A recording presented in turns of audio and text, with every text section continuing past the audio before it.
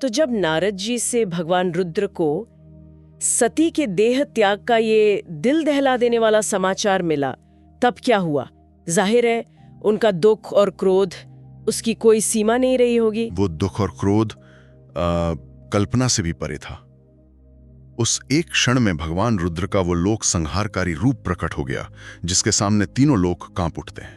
उनका दुख ही उनका क्रोध बन गया था। हाँ, और उस क्रोध से उन्होंने अपनी एक जटा उखाड़ी और उसे पूरे वेग से एक पर्वत शिखर पर दे मारा। एक जटा से? ये सिर्फ एक एक्शन नहीं है, इसमें कोई गहरा प्रतीक भी है ना? बिल्कुल। ये दिखाता है कि शिव का क्रोध कोई साधारण गुस्सा नहीं है, वो एक रचनात्मक और साथ ही विनाशकारी शक्ति है। और वो प्रहार इतना प्रचंड था? हाँ, कि उस जटा से एक महापराक्रमी योद्धा प्रकट हुआ, जिनका नाम था वीरभद्र।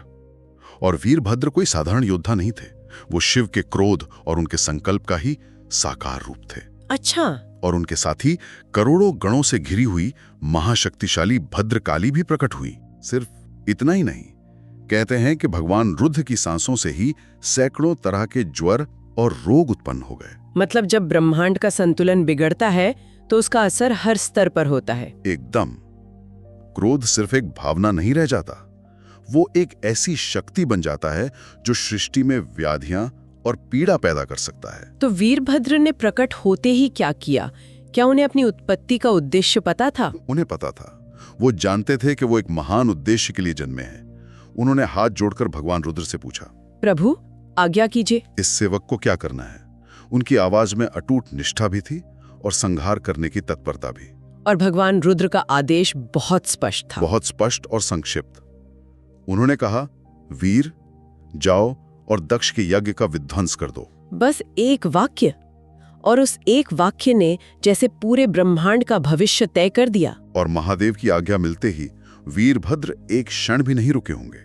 बिल्कुल नहीं।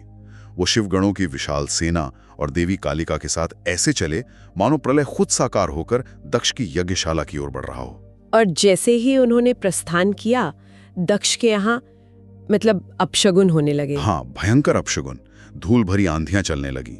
मेघों से जैसे खून की बारिश हो रही थी। चारों तरफ अंधेरा छा गया और आकाश से हजारों उल्कापिंड गिरने लगे। ये प्रकृति की चेतावनी थी। ये कहानियों में अक्सर होता है, प्रकृति कोई बेजान चीज नहीं है, वो एक नैतिक शक्ति है। सही बात है। जब अधर्म बढ़ता है तो प्रकृति सबसे पहले चेतावनी देती है। तो इन चेतावनियों को देखकर दक्ष को अपनी गलती का एहसास हुआ? या गलती का एहसास तो नहीं, लेकिन भय का एहसास जरूर हुआ। उसका सारा अभिमान वो पल भर में गायब हो गया। वो समझ गया कि ये कोई साधारण संकट नहीं है। उसका दिल कांप उठा और वो सीधा भगवान विष्णु की शरण में भागा। और जाकर क्या कहा, हे महाविष्णु रक्षा कीजिए, आप ही इस यज्ञ के रक्षक हैं, इस महान भय से मुझे बचाइए। अब उसके स्वर में अहंकार की जगह केवल डर था। लेकिन अब यहाँ एक बहुत दिलचस्प मोड़ आता है। भगवान विष्णु का जवाब। हाँ, ये बहुत महत्वपूर्ण है। उन्होंने कहा कि वो दक्ष की रक्षा नहीं कर सकते। ये बहुत बड़ी बात है, क्योंकि विष्णु को तो जगत का पालनहार माना जाता है। तो उन्होंने हाथ पीछे क्यों खींच लिए? यही तो धर्म की सबसे गहरी परत है।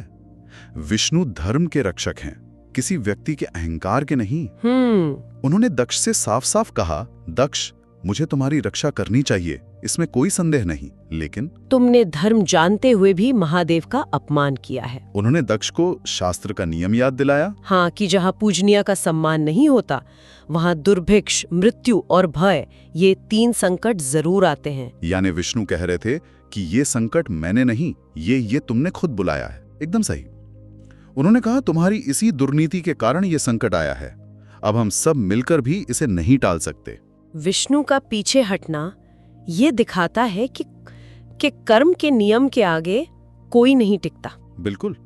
जब आप जानबूझकर अधर्म की रेखा पार करते हैं तो उसका फल आपको भोगना ही पड़ता है। विष्णु के ये वचन सुनकर तो दक्ष के पैरों तले जमीन खिसक गई होगी। उसका मुख पूरी तरह सूख गया था। और तभी महातेजस्वी वीरभद्र अपनी सेना के साथ वहां आ पहुंचे। और उनके आते ही शिवगणों और वहां मौजूद देवताओं में भयंकर युद्ध छिड़ गया होगा। हाँ, आकाश शस्त्रों की आवाज से गूंज उठा। लेकिन शुरुआत में देवता भारी पड़ रहे थे, है ना? मैंने सुना है शिवगणों को पीछे हटना पड़ रहा था। ये कैसे हुआ? हाँ, शुरू में ऐसा ही हुआ। इसका एक खास कारण था। यज्ञ के मुख्य ऋषियों में से एक थे महर्षि भृगु। अच्छा। वो अपने मंत्र बल का प्रयोग कर रहे थे और उनके मंत्रों की शक्ति से देवताओं की सेना को बल मिल रहा था। मतलब दो अलग अलग तरह की शक्तियों का टकराव था। एक तरफ यज्ञ और मंत्रों की शक्ति और दूसरी तरफ शिव के संकल्प की शक्ति जो सारे नियमों से परे थी। कुछ देर के लिए मंत्रों का प्रभाव दिखा, लेकिन ये ज्यादा देर तक नहीं चला। नहीं। अपनी सेना को हारता देख वीरभद्र का क्रोध भड़क उठा। उन्होंने अपनी सेना को पीछे किया और स्वयं त्रिशूल उठाकर युद्ध के मैदान में कूद पड़े। और उनके मैदान में आते ही सब बदल गया। युद्ध का नक्शा ही बदल गया। भृगु की मंत्र शक्ति वीरभद्र के सामने टिक नहीं सकी और उनके पराक्रम के आगे फिर कोई नहीं टिक सका होगा। देवता, यक्ष, राक्षस, कोई नहीं, सब भागने लगे। शिवगणों में भी अपने स्वामी को देखकर नया जोश आ गया। उन्होंने ऐसा प्रहार किया कि देवताओं की सेना में भगदड़ मच गई। ज्यादातर देवता तो अपने प्राण बचाकर स्वर्ग की ओर भाग गए। हाँ, केवल इंद्र और कुछ लोकपाल ही रुके रहे। उन्होंने निराश होकर देवगुरु बृहस्पति से पूछा, गुरुदेव, हमारी विजय कैसे होगी? कोई उपाय बताइए। इस पर देवगुरु बृहस्पति का जवाब वो बहुत महत्वपूर्ण है। वो ज्ञान के प्रतीक हैं। उन्होंने कोई झूठी दिलासा नहीं दी। उन्होंने क्या कहा? उन्होंने कहा, जो बात भगवान विष्णु ने कही थी वो सच हो रही है। विजय का अब कोई उपाय नहीं है। मतलब उन्होंने भी मान लिया कि अब कुछ नहीं हो सकता। हाँ, उन्होंने कहा ये भगवान शिव के गण हैं। जब ये संहार शुरू करते हैं तो किसी को बाकी नहीं छोड़ते। उनका ये कहना एक तरह से स्वीकार करना था कि अब ज्ञान और रणनीति काम नहीं आएगी, अब तो बस कर्म के फल का समय है। बिल्कुल। ये सुनकर बचे खुचे देवता भी घोर चिंता में डूब गए। तभी वीरभद्र ने गरजते हुए उनको उपहास किया। देवताओं, तुम यहाँ यज्ञ का भाग लेने आए थे, आओ मैं तुम्हें भेंट देता हूँ। और ये कहकर उन्होंने बाणों की ऐसी वर्षा की कि इंद्र समेत बाकी लोकपाल भी 10 दिशाओं में भाग गए। और भगवान विष्णु भी वहां से चले गए। हाँ, वो भी अंतर्धान हो गए। यज्ञशाला पूरी तरह से असुरक्षित थी। अब वीरभद्र अपने गणों के साथ यज्ञशाला में घुसे और वहां उन्होंने जो किया वो सिर्फ तोड़फोड़ या मारकाट नहीं थी। नहीं, बिल्कुल नहीं। हर एक को उसके कर्म के हिसाब से सजा दी गई। हाँ, ये हिस्सा बहुत ध्यान देने वाला है। जैसे उन्होंने महर्षि भृगु को धरती पर पटक कर उनकी दाढ़ी मूछ नोच ली। बिल्कुल। और पूषा नाम के देवता के सारे दांत तोड़ दिए। ये सिर्फ गुस्सा नहीं है, एक तरह का सिंबॉलिक जस्टिस है। आपने बिल्कुल सही कहा। ये इस पूरी कहानी का सार है। कथाओं के अनुसार जब दक्ष शिव का अपमान कर रहे थे तो महर्षि भृगु अपनी दाढ़ी पर हाथ फेरते हुए मुस्कुरा रहे थे। अच्छा, मानो वो दक्ष का समर्थन कर रहे हो। हाँ, इसलिए सजा के तौर पर उनकी वही दाढ़ी नोच ली गई। और पूषा ने दांत दिखाकर शिव जी का मजाक उड़ाया था। ठीक इसी वजह से गणों ने उनके वही दांत तोड़ दिए। ये दिखाता है कि कर्म का फल ठीक उसी रूप में मिलता है जिस रूप में कर्म किया गया हो। हर एक अपमान का चुन चुन कर बदला लिया गया। इस सब के बीच दक्ष कहाँ था? दक्ष वो महान भय के मारे यज्ञ की वेदी के पास छिपा हुआ था। जिस यज्ञ वेदी को वो सबसे पवित्र और अपनी शक्ति का केंद्र मानता था, आज वही उसकी छिपने की जगह बन गई थी। लेकिन वो बच नहीं सका। नहीं, वीरभद्र ने उसे खोज निकाला और घसीटते हुए बाहर लाए। उस समय दक्ष के चेहरे पर अपने किए पर पछतावा तो नहीं, लेकिन मृत्यु का भय साफ दिख रहा था। और वीरभद्र ने? उन्होंने उसका जबड़ा पकड़ा और एक ही वार में अपनी तलवार से उसका सिर धड़ से अलग कर दिया। एक क्षण में दक्ष का सारा अभिमान, सारा यज्ञ, सारी प्रतिष्ठा सब मिट्टी में मिल गया। और कहानी का अंत वो और भी ज्यादा प्रतीकात्मक है।